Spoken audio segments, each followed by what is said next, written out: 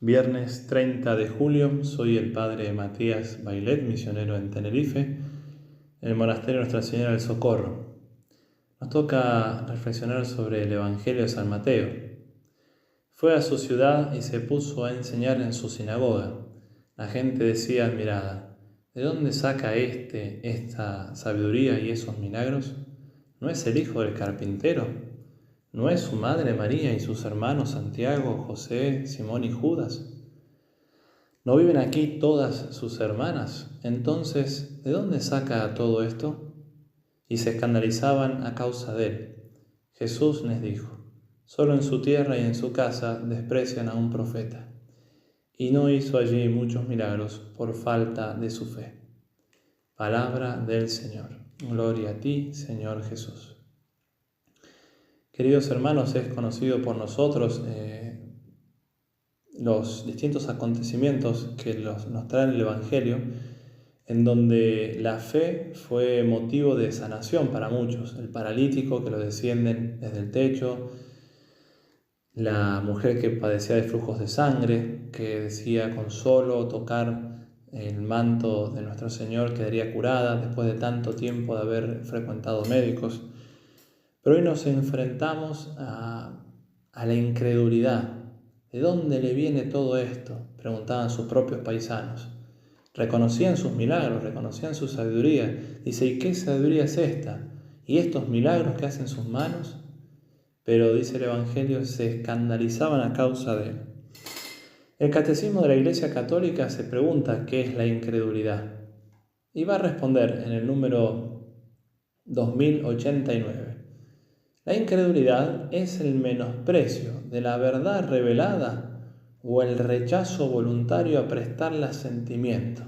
Es decir, es el rechazo expreso o menosprecio voluntario. Yo no quiero aceptar la fe. Muchas veces uno escucha: Padre, yo no he recibido la fe. Y tenemos que decir que todo bautizado, así como cada uno de nosotros ha recibido un organismo, es decir, un cuerpo que se ha ido desarrollando, cada uno de nosotros hemos recibido en el bautismo el organismo sobrenatural y hemos recibido las gracias o los dones o las virtudes de la fe, la esperanza y la caridad. Pero está en nosotros el tener que trabajar, así como desarrollamos nuestro cuerpo, y si no, por ejemplo, dejamos de caminar un día, no pasa nada, 2 días, no pasa nada, pero si dejamos de caminar por 6 meses, los músculos se atrofian. Lo mismo pasa con mi fe. Si yo no ejercito mi fe se debilita y es un don que puedo perder. Sigue el Catecismo de la Iglesia. La fe es la virtud teologal por la que creemos en Dios y en todo lo que Él nos ha dicho y revelado, y lo que la Santa Iglesia nos propone, porque Él es la verdad misma. Por eso hacemos ese acto de fe. ¿Cuántas veces le creemos a una persona lo que nos dice, lo que nos cuenta, lo que nos enseña, y estamos haciendo un acto de fe humana? Bueno, nosotros debemos hacer un acto de fe divina, de fe sobrenatural, en la persona de nuestro Señor, en las enseñanzas de nuestro Señor, porque Él es Dios, Él es veraz, Él no es mentiroso, no anda con doblez. Él quiere nuestro bien, Él quiere que alcancemos la vida eterna. Por eso nos reveló el Evangelio. Por la fe, continúa el Catecismo, dice: el hombre se entrega entera y libremente a Dios.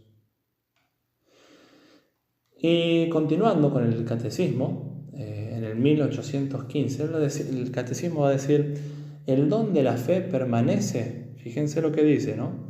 El don de la fe permanece en el que no ha pecado contra ella. Por eso les decía, todos hemos recibido la fe, pero si yo la he descuidado, si yo he sido negligente, si yo no he cuidado mi forma de adoración, si yo no he cuidado vivir en gracia, si yo no he cuidado mi amistad con Dios, si yo no he cuidado mi oración, mi intimidad con Dios, como dice el apóstol San Pablo, la fe sin obras está muerta. Entonces mi fe puede morir, mi fe se puede apagar. Muéstrame tu fe sin obras, que yo te mostraré por mis obras mi fe, dice también el apóstol Santiago. ¿Cuántas veces nos ocurre, queridos hermanos, que no queremos hacer ese acto volitivo, ese acto de la voluntad? No quiero creer ante una dificultad, ante un problema, cuando la cruz se hace presente en mi vida, la rechazo, no quiero. Y muchas veces nos pasa que confrontamos nuestra vida al Evangelio y el Evangelio nos compromete.